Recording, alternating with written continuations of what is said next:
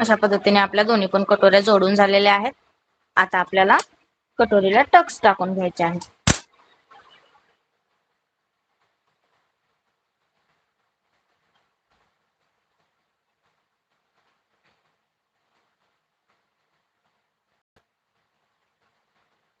पाच इंचाची आपली तयार कटोरी आहे.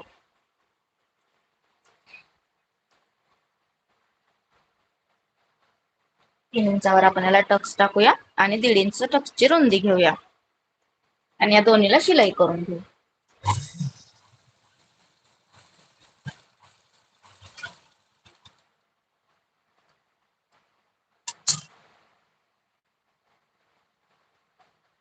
अशा पद्धतीने शिलाई करून घेतलेली आहे आपण.